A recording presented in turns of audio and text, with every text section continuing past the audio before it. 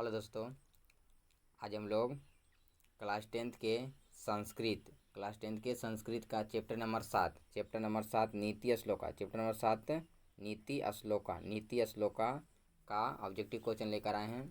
नीति श्लोका से जितने भी ऑब्जेक्टिव क्वेश्चन बने हैं इस वीडियो में पूरा लेकर आए हैं, इसलिए वीडियो को शुरू से लेकर लास्ट जरूर देखिएगा। नीति श्लोका से इससे ज़्यादा एक भी क्वेश्चन नहीं पूछेगा, और इसमें कुछ क्वेश्चन जो है पूछा हुआ है, जो बगल में दिखा रहा है। देखिए, ये सब क्वेश्चन जो है पूछा हुआ है, बगल में दिखा रहा है जो क्वेश्चन पूछा हुआ है। वीडियो को एक बार शुरू से लेकर लास्ट तक जरूर देख लीजिएगा, इससे ज़्यादा एक भी क्वेश्चन नहीं पूछेगा। और यदि चैनल पर नए हैं तो चैनल को सब्सक्राइब जरूर कर लीजिएगा, साथ में शेयर भी जरूर कीजिएगा। चलिए देर न करते हुए शुरू करते हैं पहले क्वेश्चन की ओर। पर पीड़न से क्या मिलता है? पर पीड़न से क्या मिलता है? पर पीड़न से क्या मिलता है? तो क्या मिलता है? देखिए, ये सभी क्वेश्चन जो पूछा हुआ है। तो क्या मिलता है? तो पाप। क्या मिलता है? पाप। चलिए आगे बढ़ते हैं अगले क्वेश्चन की ओर। यदि आप लोग जानते होंगे तो कमेंट बॉक्स में पहले बता दीजिएगा। अपना और पराया की गणना कौन करते हैं? अपना और पराया की गणना जो है कौन लोग करते हैं? कौन लोग करते हैं? तो निम्न चित्त वाले लोग करते हैं, निम्न चित्त वाले। चलिए आगे बढ़ते हैं। बिना बुलाए कौन आते हैं? बिना बुलाए जो है कौन चले आते हैं? चलिए, तो बिना बुलाए कौन आते हैं? बिना बुलाए कौन चले आते हैं? तो मूर्ख। बिना बुलाए कौन आते हैं? मूर्ख लोग आते हैं। बिना बुलाए कौन आते हैं? मूर्ख लोग आते हैं। ये सभी देखिए क्वेश्चन पूछा हुआ है। चलिए आगे बढ़ते हैं अगले क्वेश्चन की ओर। विनय को कौन मारता है? विनय को जो है कौन मार देता है? तो कौन मारता है? विनय को जो है कौन ख़त्म कर देता है? तो कौन ख़त्म करता है? तो अकृति। अकृति क्या ख़त्म करता है? अकृति। अकृति। चलिए आगे बढ़ते हैं अगले क्वेश्चन की ओर। कौन पुरुष सभी जगह सुलभ होते हैं? कौन पुरुष जो है सभी जगह सुलभ होते हैं? कौन होते हैं? सुलभ होते हैं। तो कौन होते हैं? तो प्रियवादी। कौन होते हैं? प्रियवादी।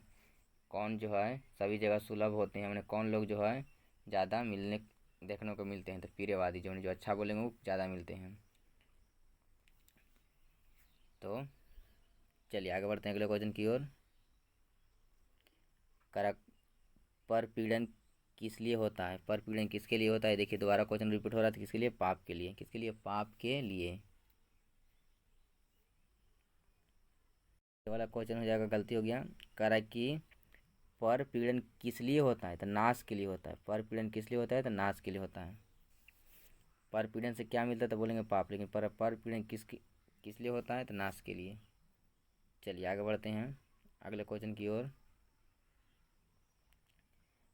नरक के कितने द्वार हैं जिनसे मनुष्य को नाश हो जाता है? नरक के कितने द्वार हैं जो मनुष्य को नाश कर देते हैं? तो नरक के कितने द्वार हैं? 3 द्वार। नरक के कई द्वार हैं? 3 द्वार हैं। काम, क्रोध और लोभ। काम, क्रोध और लोभ। नरक के 3 द्वार है, न काम, क्रोध और लोभ। चलिए आगे बढ़ते हैं। कुल की रक्षा किससे होती है? कुल की रक्षा जो होता है वह किससे होता है? तो खानदान से। किससे होता है? खानदान से। कुल की रक्षा किससे होता है? खानदान से, मतलब वृत्त से। खानदान का मतलब क्या होता है? वृत्त। वृत्त का मतलब होता है खानदान। वृंद से। किसे? वृंद से। खानदान का मतलब होता है वृंद। वृंद से। चलिए, वृंद का मतलब होता है आचरण। वृंद का मतलब क्या होता है? आचरण। कुल की रक्षा किससे होती है? कुल का मतलब खानदान की रक्षा किससे होती है? वृंद से, अर्थात आचरण से। किसे? आचरण से। कुल का मतलब होता है खानदान की रक्षा किससे होती है? कुल का मतलब क्या होता है? खानदान की रक्षा किससे होती है? तो वृंद से या आचरण से। चलिए आगे बढ़ते हैं अगले क्वेश्चन की ओर। नीति श्लोका पाठ किस ग्रंथ से संकलित है? नीति श्लोका पाठ जो है वह किस ग्रंथ से संकलित है? किस ग्रंथ से संकलित है? तो किससे संकलित है? तो विदुर नीति से। किसे? विदुर नीति से। विदुर नीति से। चलिए आगे बढ़ते हैं अगले क्वेश्चन की ओर। धर्म की रक्षा किससे होती है? धर्म की रक्षा जो है किससे होती है? तो सत्य से। धर्म की रक्षा किससे होती है? सत्य से। चलिए आगे बढ़ते हैं अगले क्वेश्चन की ओर।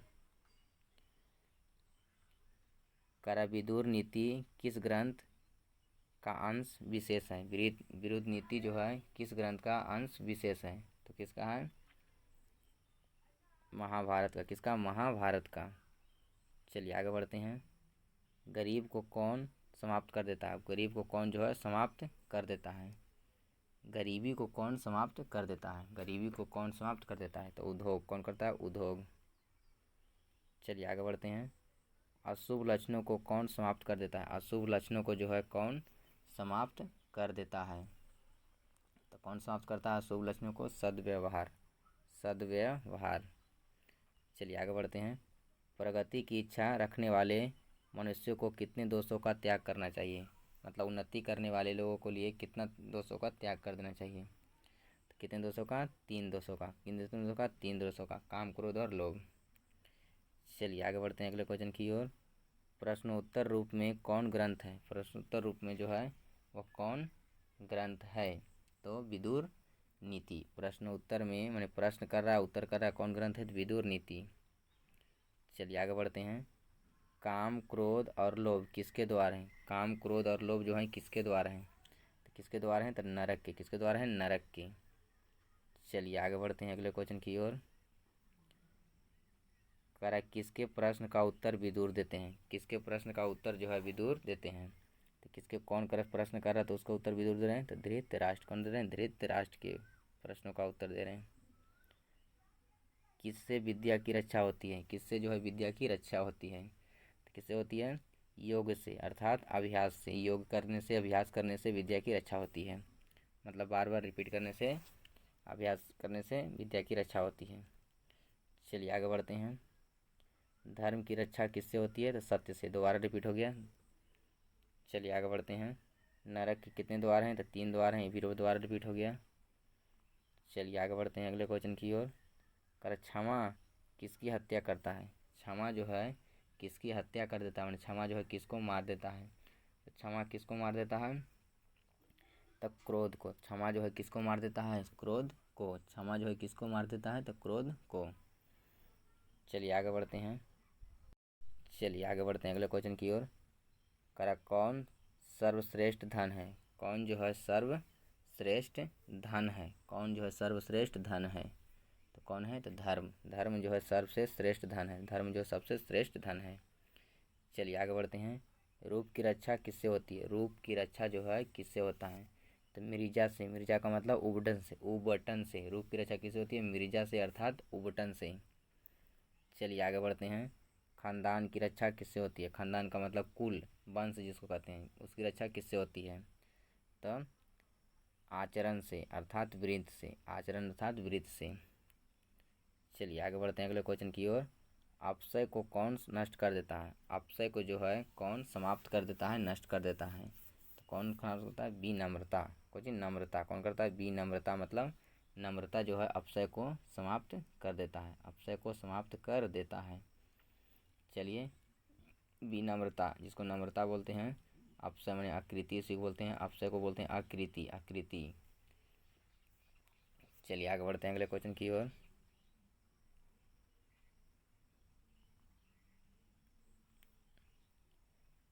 कह रहा है घर की लक्ष्मी कौन होती है? तो घर की लक्ष्मी कौन होती है? तो स्त्री। घर की लक्ष्मी कौन होती है? स्त्री।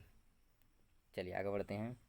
कौन ऐसा धन है जिससे संतुष्टि मिलती है? कौन ऐसा धन है जिससे हम लोग क्या मिलती है? संतुष्टि मिलती है। संतुष्टि मिलती है।